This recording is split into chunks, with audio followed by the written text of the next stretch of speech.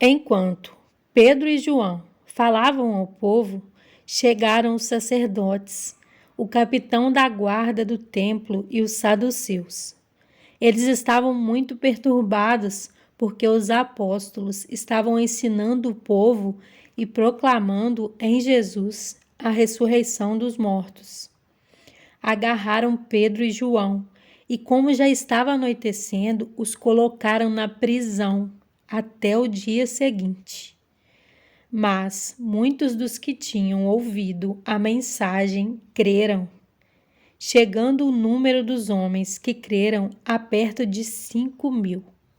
No dia seguinte, as autoridades, os líderes religiosos e os mestres da lei reuniram-se em Jerusalém.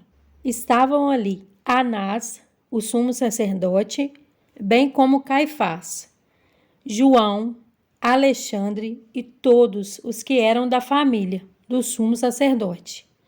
Mandaram trazer Pedro e João diante deles e começaram a interrogá-los. Com que poder ou em nome de quem vocês fizeram isso?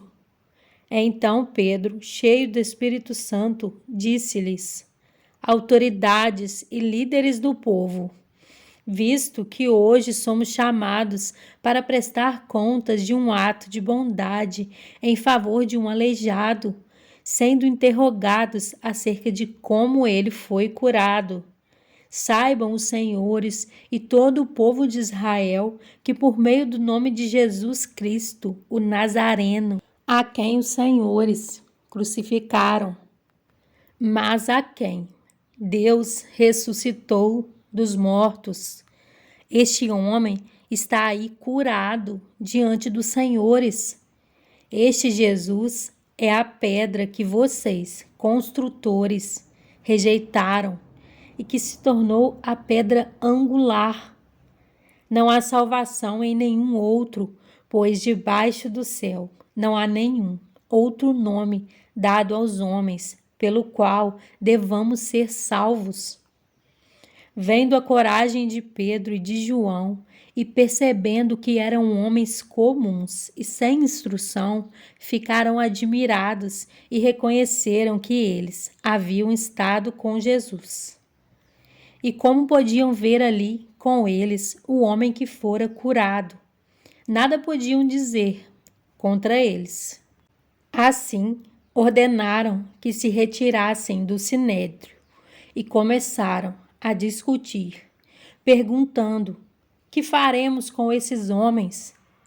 Todos os que moram em Jerusalém sabem que eles realizaram um milagre notório que não podemos negar.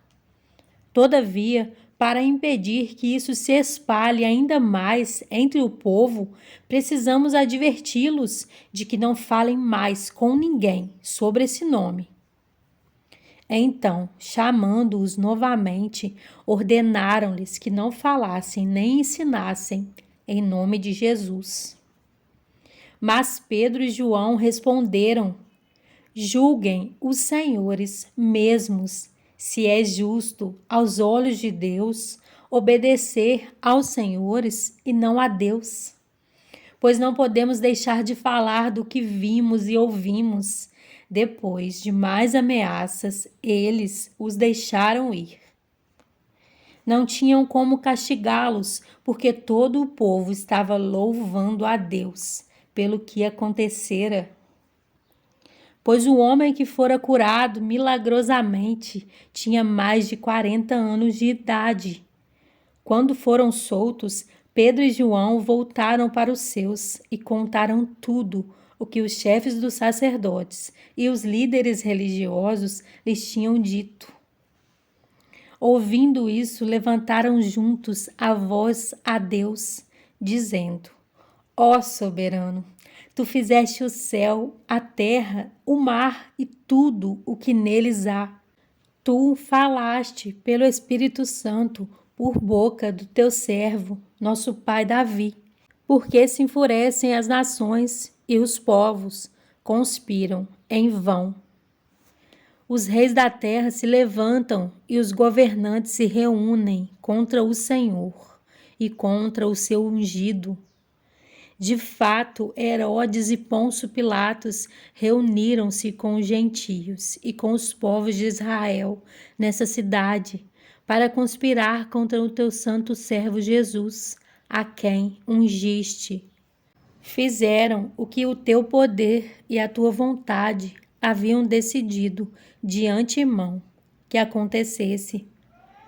Agora, Senhor, considera as ameaças deles e capacita os teus servos para anunciarem a tua palavra corajosamente. Estende a tua mão para curar e realizar sinais e maravilhas por meio do nome do teu santo servo Jesus. Depois de orarem, tremeu o lugar em que estavam reunidos. Todos ficaram cheios do Espírito Santo e anunciavam corajosamente a palavra de Deus. Da multidão dos que creram, uma era a mente e o coração. Ninguém considerava unicamente sua a coisa alguma que possuísse, mas compartilhavam tudo o que tinham. Com grande poder, os apóstolos continuavam a testemunhar da ressurreição do Senhor Jesus, e grandiosa graça estava sobre todos eles. Não havia pessoas necessitadas entre eles, pois os que possuíam terras ou casas as vendiam, traziam o dinheiro da venda e o colocavam aos pés dos apóstolos, que o distribuíam segundo a necessidade de cada um. José, um levita de Chipre, a quem os apóstolos deram o nome de Barnabé, que significa encorajador, vendeu um campo que possuía, trouxe o dinheiro e o colocou aos pés dos apóstolos.